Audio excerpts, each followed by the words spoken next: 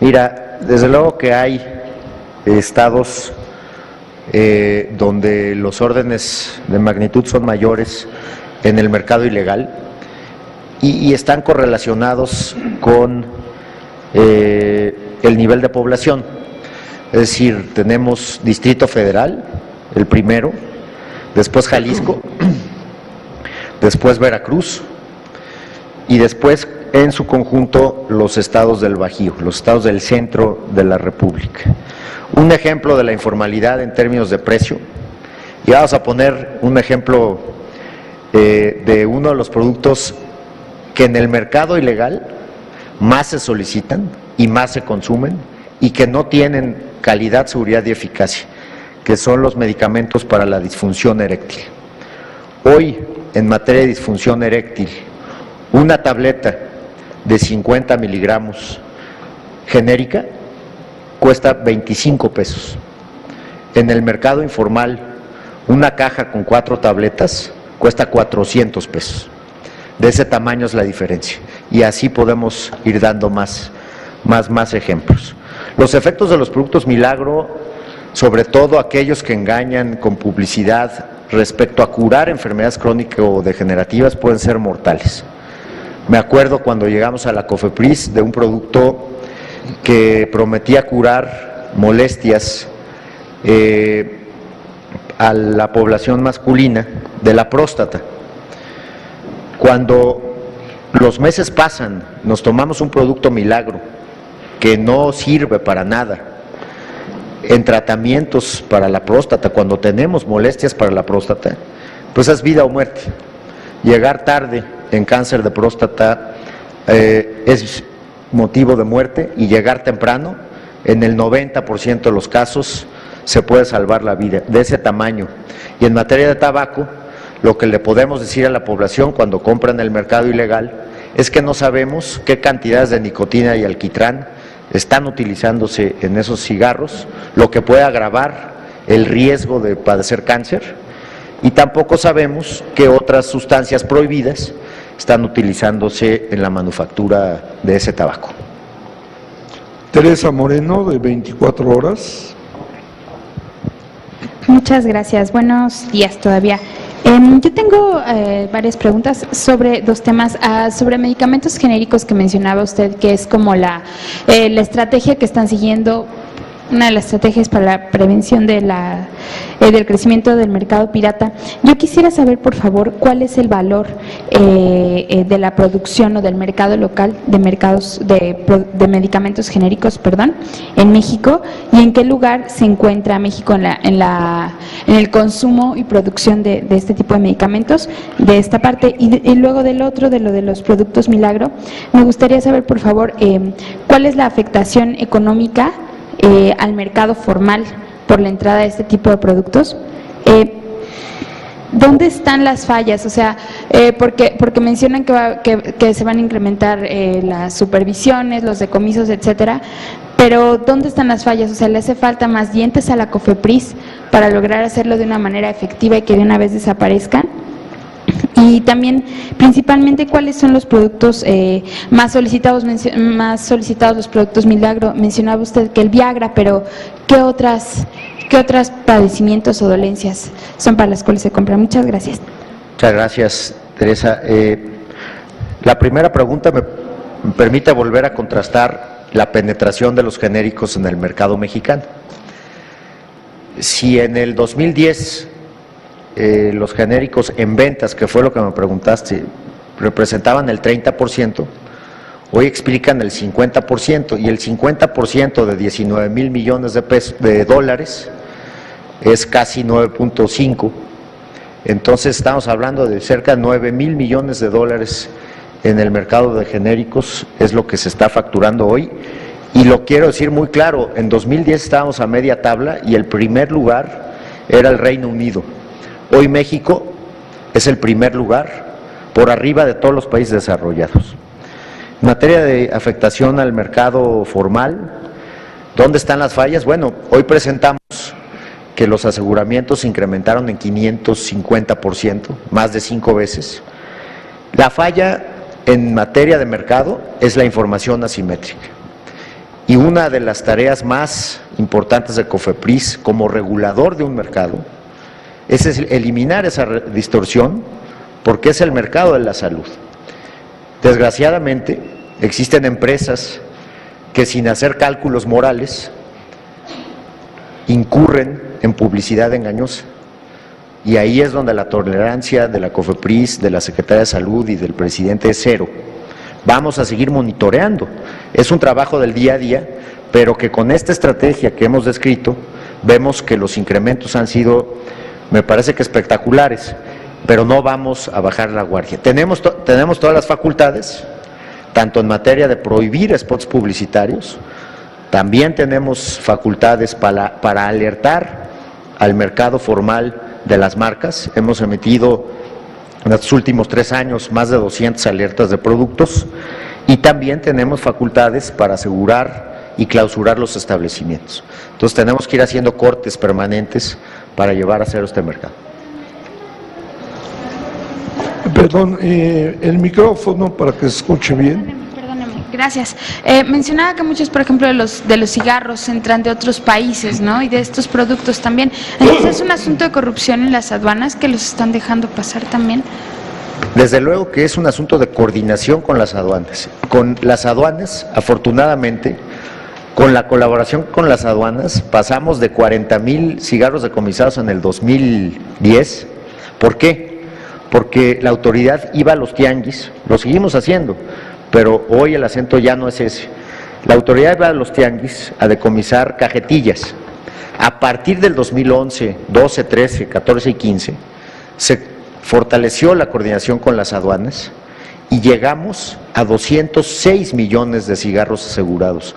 Nosotros, con información de inteligencia, podemos prever a dónde van a llegar los cargamentos y decirles que, por ejemplo, en el 2013, en el primer año de gobierno, se dio el aseguramiento más grande de tabaco en el puerto de Mazatlán, fueron 80 millones de cigarros. Entonces los órdenes de magnitud aquí son impresionantes y creo que tenemos que empezar a ver, ya después del 2013 empezamos a ver un decremento, tenemos que empezar a ver que México ya está fuera de ese mapa donde los países que son exportadores netos de tabaco nos tenían ciertamente bien identificados.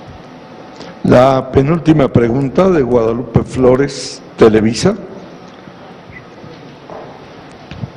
Gracias, comisionado. Yo quisiera preguntarle, usted comentaba en su presentación que este año se aprobarán nuevas moléculas. ¿Nos podría adelantar para qué enfermedades? Si no es mucha molestia. Porque bueno, pues esta sería una muy buena noticia. ¿Cuál es el ahorro entonces en la canasta básica para los consumidores en el mercado privado, si fuera tan amable? ¿Y cuál es el ahorro para los medicamentos de alta especialidad, sobre todo pues para diabetes, cáncer, etcétera?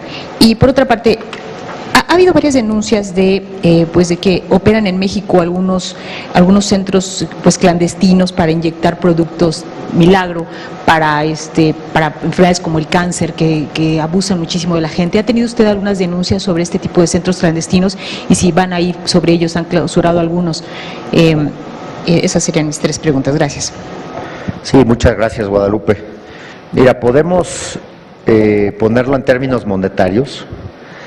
En el periodo 2012-15, al reducirse los medicamentos del 73% de los tratamientos en México en 62%, estamos viendo una reducción anual en el gasto de bolsillo en medicamentos promedio del mexicano de 2,073 pesos a 787 pesos. Ese es el ahorro que se ha dado en materia de genéricos.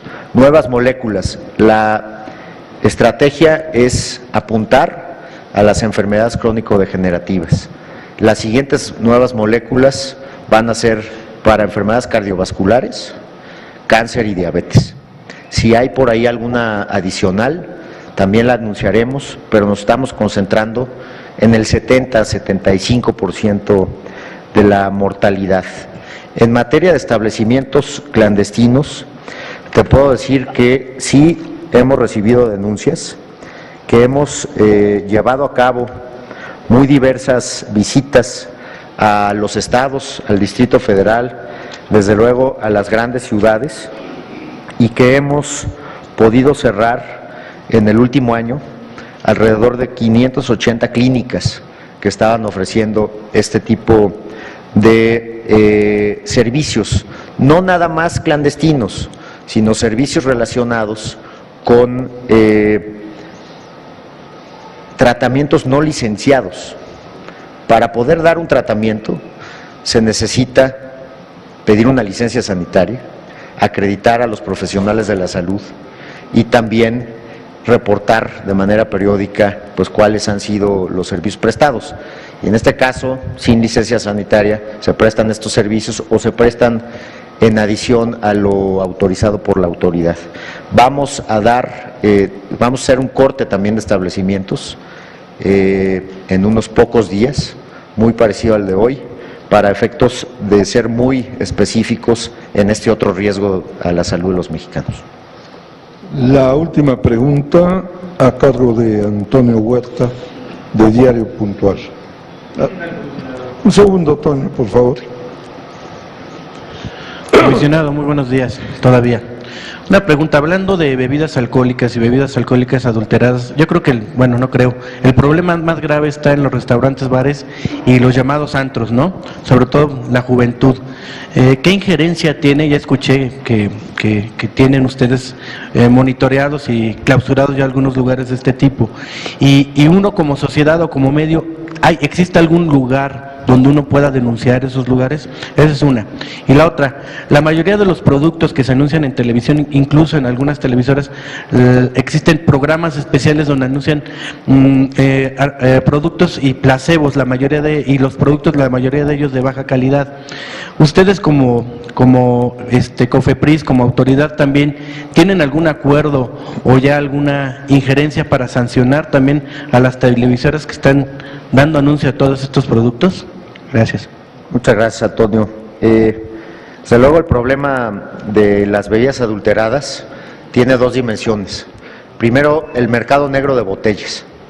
Yo aprovecho este espacio para comunicarle a la población, pero también a los dueños de los establecimientos donde se expenden bebidas alcohólicas, que es muy importante romper las botellas, porque es el único insumo que tienen los falsificadores para presentar un producto adulterado. Entonces, desde luego que tenemos que trabajar todavía mucho más con la cadena comercial para destruir las botellas, para destruirlas en los hogares. Estamos construyendo una estrategia muy específica en ese sentido. También estamos asegurando todo el alcohol etílico que está en los ingenios, que no tiene que ver con la cadena formal. Esas facultades nos las dio el Consejo de Salubridad General.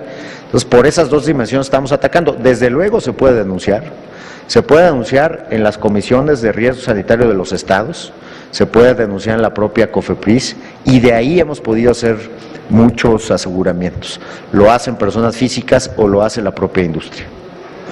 En materia de publicidad de productos Milagro, hay que decir que a partir de hace 2 años, pues no se puede subir ningún spot de un producto que prometa curar si no tiene registro sanitario emitido por COFEPRIS, y pudimos bajar de alrededor de 3.500 spots mensuales a 0 con esa estrategia.